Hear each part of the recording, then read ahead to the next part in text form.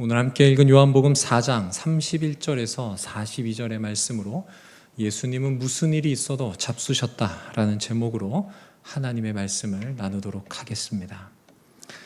우리 성도님들께서 극장이나 이제 집에서 이렇게 영화 같은 걸 보시고 나면 큰 감동을 받을 때도 있으시겠지만 때로는 다 보고 났는데 이게 무슨 줄거리야? 감독이 뭘 말하고 싶은 거야? 라고 의아하실 때가 있을 겁니다. 아마 그 영화는 그래도 수많은 돈을 들였을 테이고 또 나름 연기 잘한다는 사람들을 캐스팅하거나 오디션을 봐서 뽑고 공을 들여 만든 영화일 것입니다. 우리가 그렇게 90분짜리 영화를 보고서도 그 주제와 줄거리가 명확하지 않으면 혹평을 합니다. 이런 영화 왜 만든 거야? 라고. 그리고 영화에 투자한 돈이 있죠. 우리도 관람료를 냈을 것이고 또 시간을 들였습니다. 그거에 대한 후회를 하죠. 이런 상황을 본 한 심리학자는 이런 사람들을 보며 신기하게 여기며 이렇게 말합니다. 그 90분짜리 영화를 보고도 줄거리가 불명확하고 주제를 모르겠으면 혹평을 하고 무엇인지를 묻는 사람들이 90년을 사는 자기 인생에 대해서는 내 인생의 주제가 뭔지, 내 인생을 관통하는 핵심 줄거리가 뭔지는 묻질 않는다는 거예요. 어떠십니까? 여기 있는 우리 옥인의 성도들의 인생은 무엇으로 요약할 수 있습니까? 주제가 분명하십니까? 내 인생의 주제는 과연 무엇인가 하는 것입니다. 이것에 대해 고민해 보신 적이 있습니까? 저는 감히 오늘 나눌 말씀이 그리스도인인 우리에게 주제가 되어야 한다고 생각해요. 오늘 말씀을 내 인생이 주제가 명확해지는 그런 은혜로운 시간 되기를 바랍니다. 우리가 예수 믿는 사람으로서 내 인생의 주제를 고민하고 내 인생의 주제를 선택할 때 가장 먼저 어디부터 시작해야 될까요? 내 인생의 주인이 예수 그리스도이기 때문에, 나는 그분을 따라 사는 사람이기 때문에 내 인생의 주인 되신 예수님의 인생 주제가 뭔지를 살펴봐야 돼요. 예수님의 인생 주제가 명확하다면 우리는 그의 자녀, 그의 종으로서 어떻게 살면 돼요? 그 주제 따라 살면 돼요. 동의하십니까? 그래서 우리는 예수님의 인생의 주제가 뭔지를 살펴봐야 됩니다. 요한복음에는 예수님의 인생의 주제가 잘 기록되어 있어요. 성경 전체 중에서 가장 유명한 본문인 요한복음 3장 15, 16절입니다. 함께 있습니다. 시작. 이는 그를 믿는 자마다 영생을 얻게 하려 하심이라. 하나님이 세상을 이처럼 사랑하사 독생자를 주셨으니 이는 그를 믿는 자마다 멸망하지 않고 영생을 얻게 하려 하심이라. 아멘. 이 구절에서 예수님의 인생 주제가 보이십니까? 예수님은 뭘 주제로 사셨어요? 믿는 자마다 영생을 얻게 하는 것. 그게 예수님 인생의 주제이고 목적이에요. 두 단어로 정리하면 무엇입니까? 믿음 그리고 영생이에요. 생명이라고 말할 수 있죠. 예수님의 삶을 보면은 믿게 하는 거예요. 예수가 그리스도, 예수가 곧 메시아다, 예수를 믿어야 영생을 얻을 수 있다, 이것을 가르치고 전파하는 그 삶이 예수님 인생의 주제라는 것입니다. 이에 대한 이견이 있으십니까? 아닌 것 같은데 하시는 분 계세요? 없으시죠? 그렇다면 예수님께서는 왜 이런 인생의 주제를 붙잡았을까요? 왜 이런 인생의 주제, 믿음, 영생, 생명을 자신의 삶의 주제와 목적으로 삼았냐라는 겁니다. 오늘 함께 읽은 4장 34절에 그 이유가 잘 드러납니다. 함께 읽겠습니다. 시작. 예수께서 이르시되 나의 양식은 나를 보내신 이의 뜻을 행하며 그의 일을 온전히 이루는 이것이니라. 예수님의 양식, 사역의 힘의 근원, 원동력이 뭐래요? 하나님의 뜻. 예수님을 보내신 성부 하나님의 뜻을 행하고 그것을 온전히 이루는 것이래요. 그렇다면 우리는 하나님의 뜻이 뭔지, 하나님의 목표가 뭔지를 우리는 살펴봐야 돼요. 하나님의 뜻은 아까 읽은 3장 16절 바로 다음 17절에 나옵니다. 요한복음 3장 17절도 함께 읽습니다. 시작. 하나님이 그 아들을 세상에 보내신 것은 세상을 심판하려 하심이 아니요 그로 말미암아 세상이 구원을 받게 하려 하심이라. 아멘. 하나님의 뜻, 하나님의 원하심, 하나님의 주제는 뭐예요? 구원입니다. 구원. 성경 창세기부터 계시록까지 한 단어로 말하자면 뭐라고 말할 수 있어요? 구원. 하나님의 구원 역사, 그것을 구속사라고 합니다. 하나님이 죄악된 인간을 어떻게 하면 구원할까? 그것이 하나님의 뜻이에요.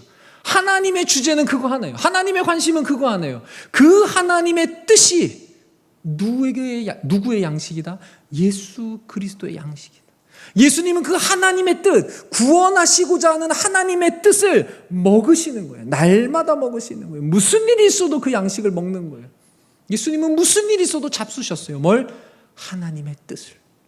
이 땅의 죄인들을 구원하고자 하는 하나님의 뜻을 예수님은 날마다 먹고 그것을 이루기 위해 날마다 사신 거예요. 그게 예수님의 양식이에요. 그래서 예수님의 인생의 주제가 뭐다? 믿음과 영생이에요. 왜? 믿어야 구원받으니까. 구원받은 자는 영생을 얻으니까. 그게 예수님 인생의 주제였어요. 결국 하나님의 뜻은, 하나님의 주제는 구원이에요. 그 구원을 이루기 위해 예수 그리스도는 믿음, 자신을 믿으라라고 선포하셨고 그 믿음을 통한 영생을 가르치신 겁니다. 오늘 설교 제목은 예수님은 무슨 일이 있어도 잡수셨다입니다. 예수님이 이제 뭘 잡수셨는지 아시겠습니까? 맛있는 밥을 먹었다는 얘기가 아니에요. 하나님의 뜻인 구원을 날마다 드셨어요. 어떻게 하면 구원할 수 있을까? 무슨 일이 있어도 그 구원을 이루기 위해 온전히 힘쓰셨습니다. 오늘 우리가 함께 읽은 요한복음의 저자는 요한입니다. 그는 예수님에 대해 잘 알았어요. 특히 예수님의 인생의 주제인 이 믿음과 영생에 대해 명확히 알았어요. 예수님, 그에 대해서 복음서를 쓰라는 성령의 감동이 임하자 그는 다른 걸 쓸 수가 없어요. 뭘 써요? 예수님의 인생 주제인 믿음과 영생에 대해서밖에 쓸 수가 없었던 거예요. 그래서 그 믿음과 영생을 드러내는, 예수가 메시아임을 드러내는 표적을 모으고 그의 가르침을 모아서 이 요한복음을 집필한 겁니다. 그 요한복음의 주제, 요한복음 20장 31절입니다. 우리 함께 있습니다. 시작. 오직 이것을 기록함은 너희로 예수께서 하나님의 아들 그리스도이심을 믿게 하려 하며 또 너희로 믿고 그 이름을 힘입어 생명을 얻게 하려 함이니라. 아멘. 요한이 요한복음을 쓰는 이유도 뭐예요? 믿고 영생을 얻게 하려는 것.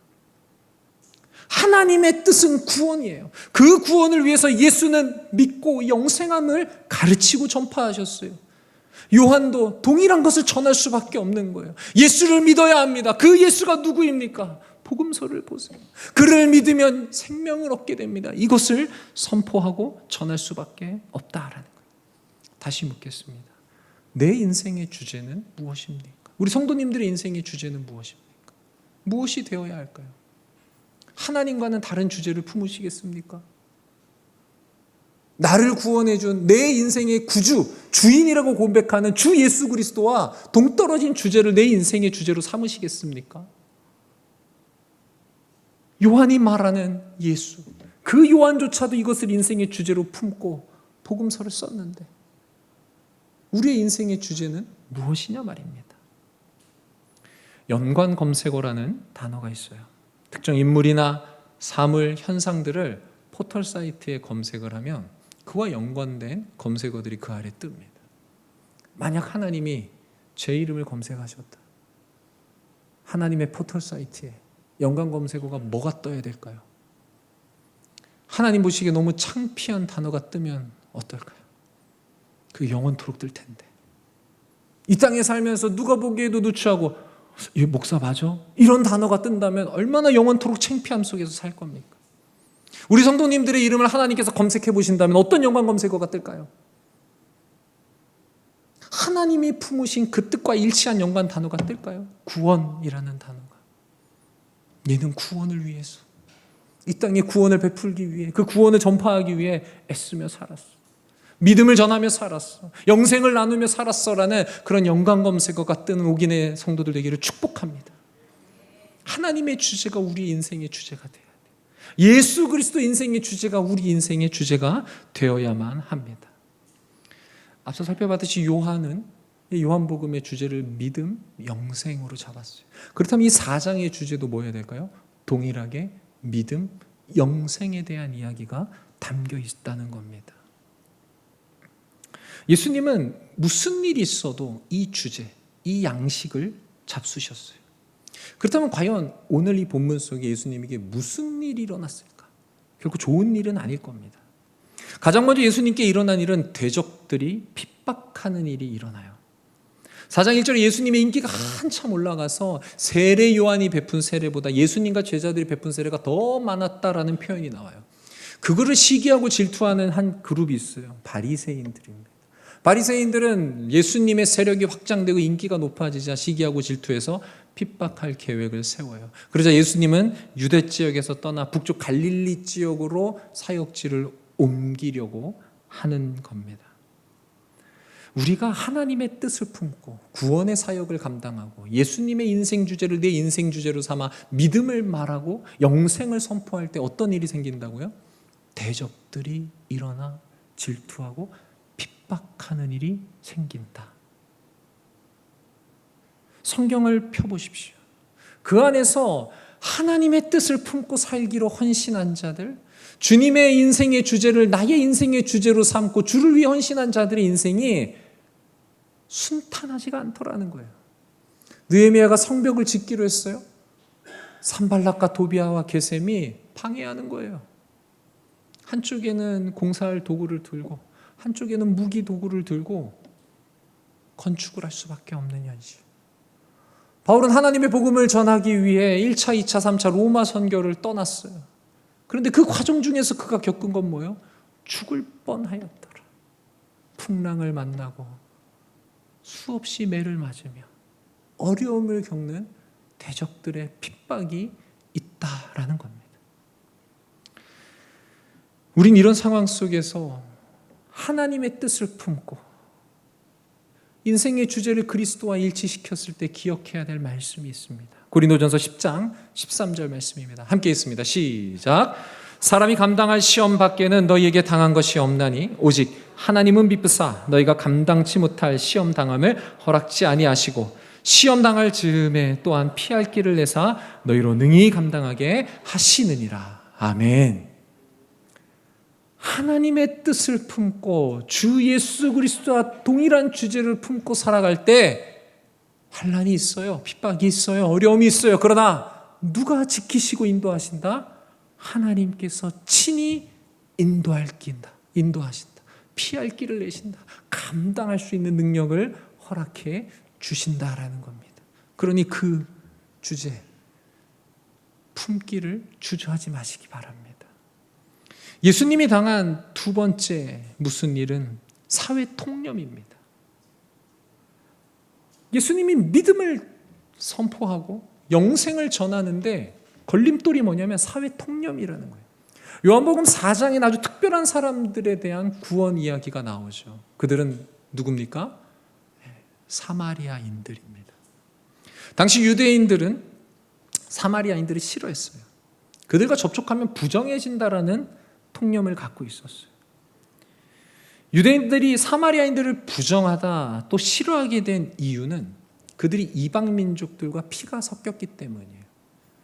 북이스라엘은 기원전 722년 아수르의 멸망을 당합니다. 그 아수르의 정책이 뭐냐면 사마리아에 살고 있는 사람들은 다른 지역으로 이주를 시키고 다른 지역에 있던 사람들을 사마리아에 넣어서 피를 섞는 거예요. 혼혈인을 만드는 게 그 당시 아수르 제국의 정책이었어요.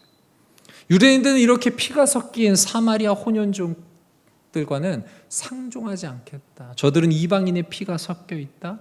그래서 남쪽 예루살렘에서 북쪽에 있는 갈릴리로 올라가려면 사마리아 땅을 통과해야 되는데 거기를 통과하다가 그 부정한 자들과 마주치거나 대할 수 있으니까 우리는 그냥 강 건너서 동쪽으로 빙 돌아서 올라가겠다라고 완벽한 거리두기를 실행했어요. 유대인들만 이렇게 사마리아인들을 부정하다 생각한 게 아니에요. 사마리아인들 스스로도 유대인들은 우리하고 상종하지 않아. 그러면서 9절에 여인은 이렇게 얘기해요. 당신은 유대인으로서 어찌 사마리아인 여자인 나한테 물을 달라 합니까? 내가 마시던 물컵인데, 물동인데 당신 이거 입에 대도 돼요? 유대인이 사마리아하고 상종하지 않잖아요 라고 사마리아인 여자조차도 알고 있었다라는 거예요. 그럼 유대인들이나 사마리아인들만 이런 통념을 갖고 있었냐? 아니요. 모든 것을 버려두고 예수님을 따랐던 제자들도 똑같은 생각을 갖고 있었어요. 그들이 마을에 가서 먹을 것을 사서 돌아왔을 때 예수님이 여자와 말씀하시는 걸 보고 제자들이 27절에 어떻게 여겨요? 이상하게 여겼어요. 예수님이 왜 저 여자랑 이야기하지? 사마리아 여자랑? 이상한데? 유대인이나 사마리아인이나 예수님을 따르는 제자들이나 이 상황, 유대인 예수가 사마리아 여자와 대낮에 만나서 얘기하는 거 이상하다는 통념을 누구나 갖고 있었어요. 예수님이 이걸 몰랐을까요? 그런데 중요한 것은 예수님이 자신의 인생의 주제, 믿음과 영생을 전하는 데 있어서 이 사회 통념조차 뭐하다? 걸림돌이 될 수 없다. 아무도 사마리아 땅에 가서 믿음을 선포하거나 영생에 대해 말하는 것 불가능하다 얘기했어요. 그거 왜 하냐 그랬을 거예요. 그러나 예수 그리스도께서는 그 사회 통념이 걸림돌이 되지 않았다라는 거예요. 그래서 예수님은 4절에 어떤 마음을 품으십니까? 사마리아를 통과하여야 하겠는지라. 하나님의 강력한 뜻을 품고 그것을 예수님이 이어받은 거예요. 하나님의 뜻은 사마리아를 구원해라. 그 뜻을 예수가 품자. 사회 통념상 불가능하다 말하는 사마리아 땅에 가서 그들과 접촉하는 것, 예수님은 뭐예요? 해야만 하겠다. 나는 해야만 한다라고 예수님은 말하고 있어요. 예수님께서 잡수시는 하나님의 뜻, 사회 통념상 도저히 이해가 안 될 수 있어요. 세상은 하나님의 뜻, 그 구원의 계획을 품을 수가 없어요. 유대인들도 그랬고 사마리아인들도 그랬고 심지어 제자들조차 하나님이 사마리아인들을 왜 구원해? 이해하지 못했어요. 어찌 보면 우리가 살고 있는 오늘날에도 우리는 사회 통념상 이 세상 사람들은 구원에 관심이 없을 거야. 믿음 들으려고도 안 할 거야. 영생 생각조차 하고 그 단어 너무 생소할 거야. 우리는 이렇게 생각할 수 있어요. 우리가 보고 읽는 이 성경 구닥다리, 저들에게 아무런 도움도 안 돼. 실천적인 어떠한 삶의 지침도 없어. 이런 식으로 포장하면서 세상 사람들은 듣기 싫어할 거야 라는, 누가 전해준지 모르겠지만 그런 통념을 갖고 있어요. 세상 밖이나 교인들이나. 그러나 중요한 것은 예수님의 인생에서는 그런 사회적 통념이 힘을 발휘하지 못해요. 왜? 그건 사람들이 만든 거예요. 죄인된 사람들이 쟤네 부정해, 쟤네는 필요 없어, 쟤네는 들을 가치가 없어라고 사람들이 정한 거예요. 그러나 그들을 구원하겠다는 건 누구 뜻이에요? 하나님의 뜻이에요. 이 세상은 사람들의 통념에 의해 움직여지는 것이 아니라 이 세상을 만드시고 지금도 주관하시는 전능하신 하나님에 의해 움직여지는 줄 믿습니다. 세상의 통념을 따라 우리가 그것에 지배받으며 그 아래 굴복할 것이 아니라 이 천지를 지으시고 만드신 하나님의 뜻을 따라 그것을 내 인생의 주제로 정하고 우리는 달려나가야 되는 거예요. 세상은 우리를 향해 손가락질하겠죠. 대적하겠죠. 우리 핍박하겠죠. 그러나 하나님이 우리 편인 줄 믿고 하나님의 뜻을 따라 사는 복된 인생 되시기를 축복합니다. 예수께서는 하나님의 뜻을 양식으로 삼아 식사하셨는데 말씀드린 것처럼 어려움들이 있죠. 핍박과 사회 통념에 맞지 않는 행동을 하셔야만 했어요. 그만큼 하나님의 뜻은 순종한다는 것이 어렵다라는 거예요. 대적이 안 생기고 문제가 안 생기려면 어떻게 돼요? 세상 사람들 맞춰주면 돼요. 통념대로 순응하며 살면 돼요. 오늘날도 성경의 시대 못지않게 어렵죠. 요즘 젊은이들, 또 여기 계신 우리 젊은 우리 청장년분들, 우리 집사님, 권사님 SNS 이렇게 하실 거예요. 어딘가 사진을 올리실 수도 있고 짧은 글을 올리실 수도 있고 영상을 올리실 수 있어요. 근데 거기에 뭐 할 수 있어요? 좋아요 이렇게 할 수 있어요. 사람들이 거리끼지 않는 내용들, 사람들이 환호하는 내용을 올리면 좋아요가 막 붙어요. 수십, 수백만 명이 눌러줘요. 오늘날 우리에게 엄청난 쾌감을 준대요. 말로도 할 수 없는 쾌감이 있대요. 근데 그들이 싫어하는, 그들이 배척하는 이 진리, 이것이 유일한 진리다. 그것을 전하면 그들이 과연 좋아요를 눌러줄까요? 안 누르겠죠. 그럼 우리는 뭐 하는 거예요? 함구하는 거예요. 그들이 좋아하는 것을 해줘야 내게 좋아요 해주니까. 그러나 우리는 결단해야 돼요. 세상에 수백 수천의 좋아요가 아닌 하나님 한 분의 좋아요를 받겠다. 나는 그것이 내 인생의 유일한 만족이다.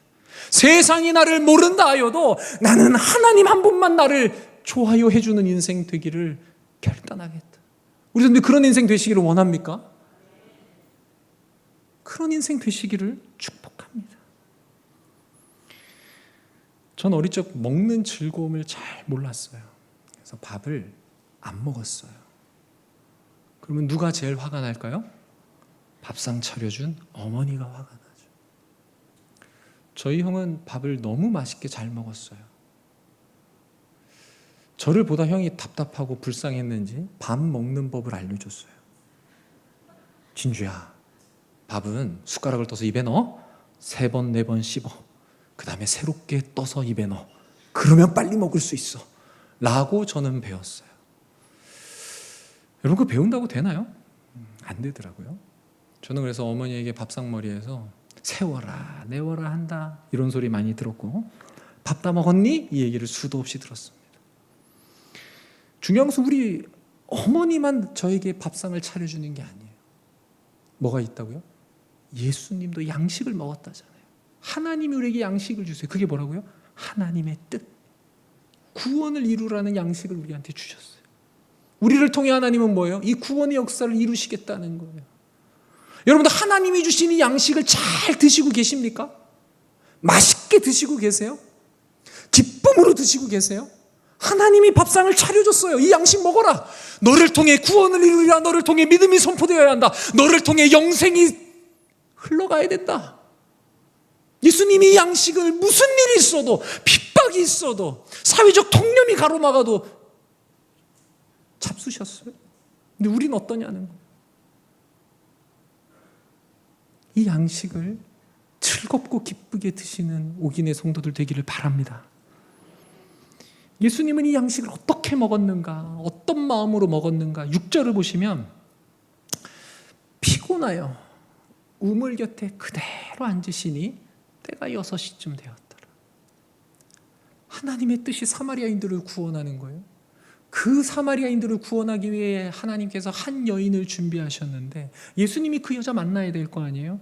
그래서 유대를 나와서 사마리아 땅 수가성까지 가는 그 야곱의 우물이 있는 곳까지 가셔야 돼요. 근데 그 거리나 일정이 어떻대요? 빠듯한 것 같아요. 그래서 예수님이 서둘러 가셔야 돼요. 너무 서둘러 가시다 보니 예수님이 어때요? 피곤해요. 우물을 보자마자 그대로 주저앉은 거예요. 아, 이제 다 왔다. 전지전능하신 예수 그리스도께서 그 한 여인을 만나기 위해, 사회 통념상으로는 대화하거나 접촉해서는 여자를 만나기 위해 피곤을 무릅쓰고 육신이 피곤해질 때까지 애써서 최선을 다해서 그곳까지 도착하시고, 그 시간이 되매 물 기르러 오는 그 여인을 만나시는 거예요.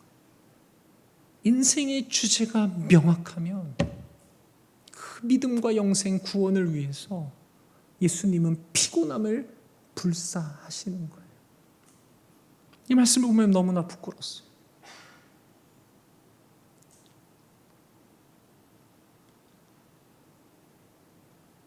피곤하면 안 되는 거 아니에요?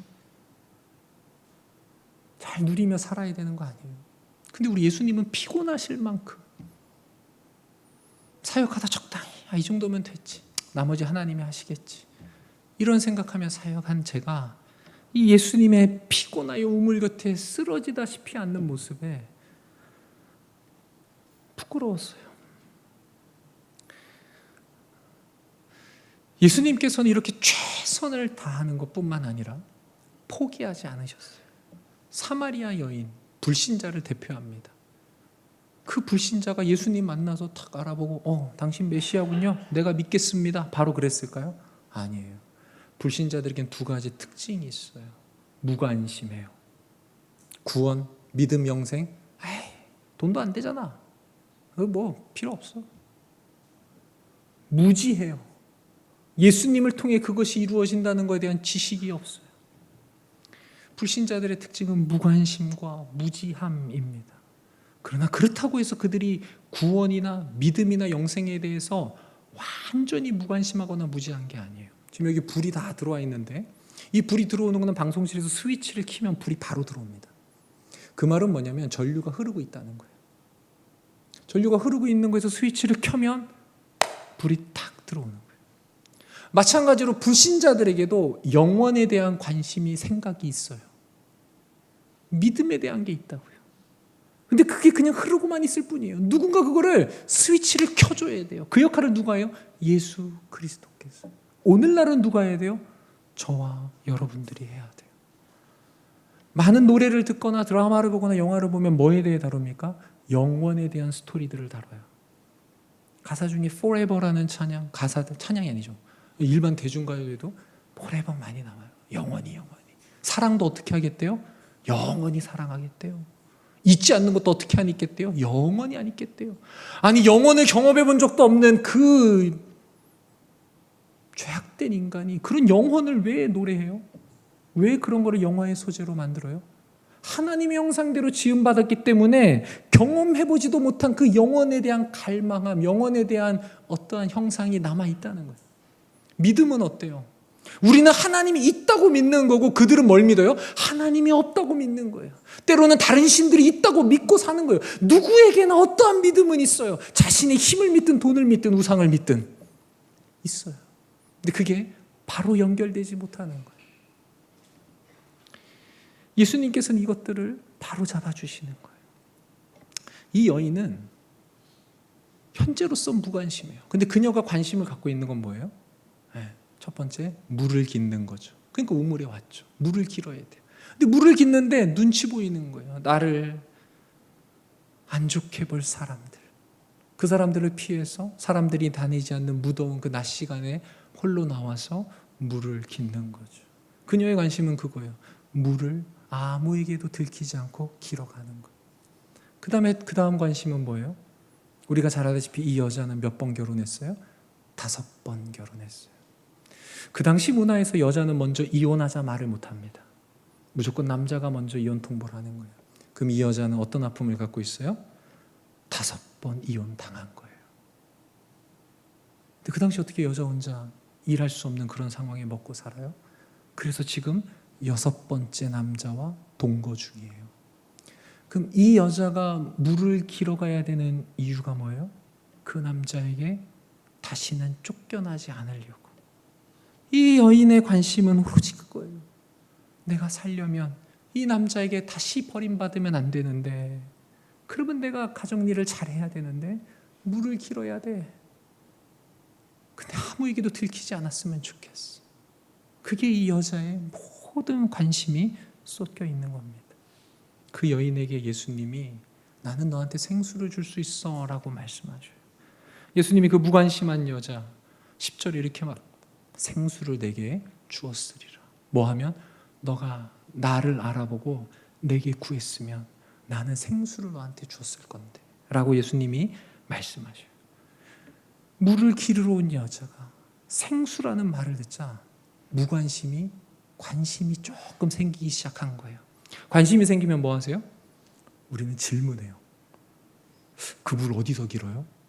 내가 보니까 당신은 지금 물 기를 그릇도 없는데 어디서 길어요? 내가 알기로 주변에 야곱의 우물 말고는 그 우물이 없는데 어디서 물을 길어요? 라고 묻기 시작하는 거예요. 그리고 당신이 물을 준다고 했는데 야곱의 우물보다 당신이 더 큽니까? 라고 물어요. 관심이 생긴 거예요.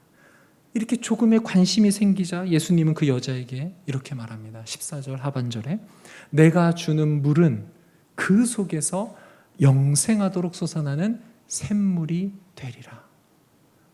너가 원하면 내가 물을 줄 건데 그 물은 어떤 역할을 해요? 영생하도록 한대요. 영생. 이게 뭐였어요? 예수님의 인생 주제였어요. 그런데 이 물이 요한복음 뒷부분에 가면은 무엇이라 표현됩니까? 성령 하나님이에요. 성령 하나님. 성령 하나님을 예수가 주시면 그 성령이 하는 일은 뭐다? 영생하도록 한다. 다시 한 번 더 정리하면 성부 하나님은 우리의 구원이 그의 뜻이에요. 그 인생의 하나님의 주제는 구원이에요. 예수님의 인생의 주제는 그 구원을 이루기 위한 믿음과 영생을 주는 거예요. 그래서 우리에게 성령 하나님을 주시는데 그 성령은 뭐 한다? 영생하도록 한다.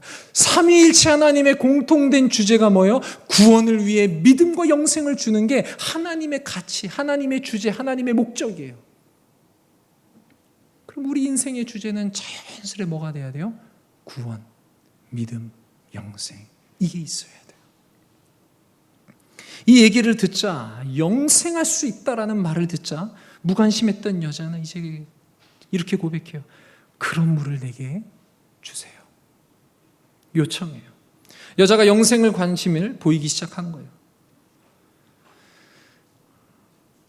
이런 불신자들, 무관심한 것 다음에 무지하다고 말씀드렸어요. 사마리아 여자도 마찬가지예요. 예수님을 봤어요. 대화를 했어요. 근데 무지해요. 이 사람 누구야? 여러분, 야곱이 크냐 예수님이 크냐 이거 할 질문입니까? 우리에게는 아니죠. 당연히 예수님이 더 크죠. 비교 대상이 아니죠. 근데 이 여자에게는 야곱이라는 인물이 엄청 큰 거예요. 12지파의 아버지. 이 우물을 우리에게 준 사람. 근데 당신 예수가 이 야곱보다 더 큽니까? 라고 이 여자는 궁금한 만큼 예수님에 대해 무지했어요. 그러나 말씀드린 것처럼 완전한 무지는 아니었어요. 이 여자도 뭐가 있었어요? 메시아나 그리스도에 대한 작은 지식은 있었어요. 25절, 29절, 39절에 이 여인이 갖고 있던 메시아는 어떤 분이냐? 메시아는 모든 것을 우리에게 알려주시는 분이다. 메시아 그리스도가 올 텐데 그분이 오시면 어떤 일이 일어나냐? 모든 것을 알린다. 그분은 다 알아. 우리가 물으면 다 알아. 우리에 대해서 다 아시는 분, 그분이 바로 메시아라고 이 여인은 생각하고 있었어요. 그래서 예수님이 물은 거예요. 나 너에 대해서 다 알고 있거든. 너 남편 데려와. 그러자 그 여인이 깜놀한 겁니다. 다 아네. 처음 봤는데. 그래서 그 여인은 예수님을 선지자 정도 생각해요. 그러자 그 여인의 마음속에 궁금해했던 거예요. 말씀드렸잖아요. 흐르고 있다고. 그 여인의 영적인 궁금증 하나가 툭 튀어나옵니다. 예수님이 그에게 건드리자, 그녀를 건드리자 툭 튀어나온 게 뭐예요? 예배 장소에 대한. 나도 예배 드리는데 예루살렘이 진짜 예배 장소예요? 아니면 여기서 예배 드려도 돼요? 이런 질문하는 거예요. 그러자 예수님은 참된 예배, 영과 진리로 예배할 수 있다라는 복음을 선포해요. 그럼에도 그 여인이 깨닫지 못하자 예수님이 말씀하시는 거예요. 너가 말하는 메시아 그리스도 내가 그다. 야, 이렇게 알려줘도 모르냐? 내가 그다라고 예수님이 직설적으로 얘기해요. 그제서야 여인은 깨달아요. 아, 이 예수가 내가 기다리고 있던 그 메시아 그리스도구나. 예수님이 복음을 전하는 예수님의 인생의 주제를 실현하는데 쉽지 않습니다. 박해가 있어요. 사회적 통념을 뚫어내야 돼요. 무지하고 무관심한 자에게 이 복음을 들려줘야 돼요. 그럼에도 예수님은 뭐 하십니까? 포기하지 않으신다. 최선을 다하신다. 피곤해도 끝까지 하신다. 그게 예수님의 식사하시는 방법이에요. 예수님께서 무슨 일이 있어도 잡수신 결과가 무엇일까요? 첫 번째로는 그 사마리아 여인이 믿게 되었어요. 두 번째로는 그 믿게 된 여인이 한 행동입니다. 28절과 29절입니다. 함께 있습니다. 시작. 여자가 물동이를 버려두고 동네로 들어가서 사람들에게 이르되 내가 행한 모든 일을 내게 말한 사람을 와서 보라. 이는 그리스도가 아니냐 하니. 이 여인이 한 행동이 뭡니까? 버려두고 동네로 들어가. 사람들을 피해서 뜨거운 대낮에 나왔던 여인이 180도 바뀐 거예요. 사람들을 만나러 자진해서 뛰쳐가는 거예요. 우리 성도님들 예수 믿으십니까? 영생에 대한 확신이 있습니까? 그럼 우리는 뭐 해야 됩니까? 뭐 해야 돼요? 동네로 들어가.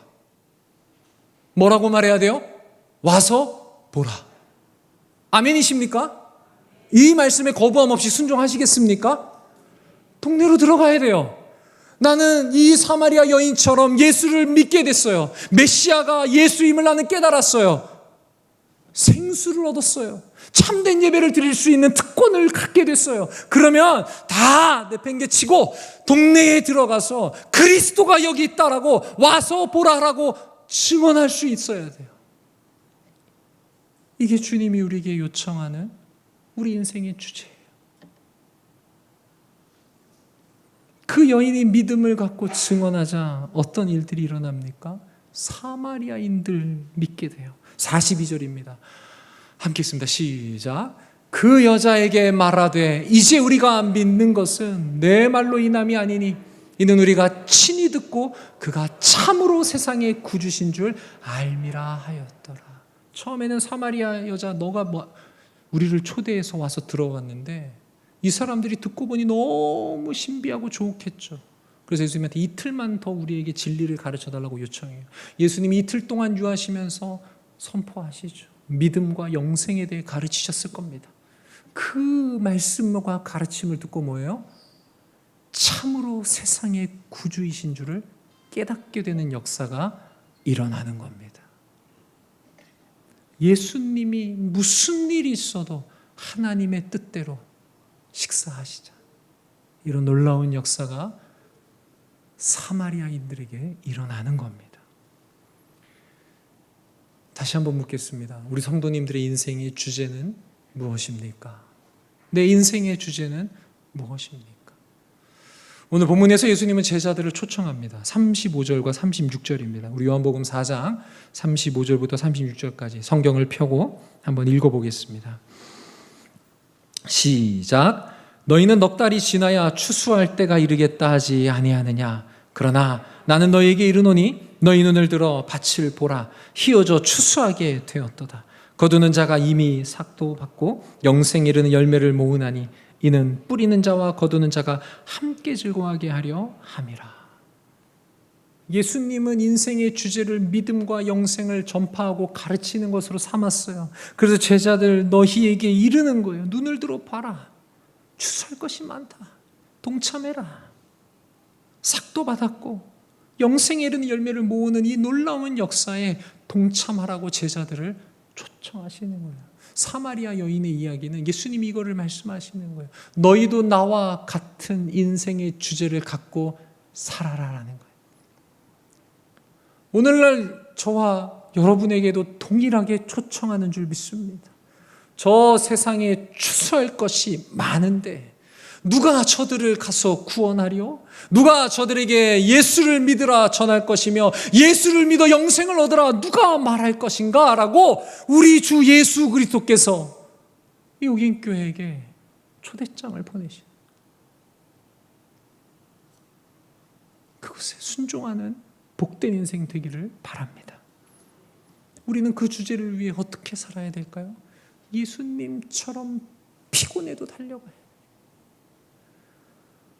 무관심하고 무지해서 관심이 없어요. 전에도 듣지 않아요. 거부해요. 그래도 뭐 해야 돼요? 포기하지 않고 최선을 다해야 돼요. 우리는 영생에 이르도록 하는 생수, 성령을 소유했어요. 어떻게 해야 돼요? 생수 배달해야죠. 가서 전해야 돼요. 세상 사람들은 알지 못하는 것들을 무지하게 예배한다잖아요. 근데 우리는 무엇을 예배하고 어떻게 예배해야 되는지 알고 있어요. 그것을 전해줘야 돼요. 하나님의 뜻인 구원이 우리의 인생의 주제가 되기 원하고 예수 그리스도의 인생 주제인 믿음과 영생 생명의 주제가 되기 원하고 성령이 베푸시는 영생하도록 함이 우리 인생에 충만하여서 우리를 통해 하나님의 역사, 하나님의 나라가 이루어지기를 소망합니다. 기도하겠습니다. 사랑과 은혜가 풍성하신 하나님, 이 진리의 말씀 앞에 순종하기 원합니다. 여러 이유들, 여러 상황들 핑계대고 할 수 없다 말할 수 있습니다. 그러나 우리 주님 피곤함을 무릅쓰고 이 사역 감당하시고 무슨 일이 있어도 하나님의 그 말씀을 뜻을 양식으로 잡수셨는데 우리도 우리 주 예수 따라 이런 복된 인생 살게 하여 주옵소서. 우리를 구원하신 예수님 이름으로 기도합니다. 아멘.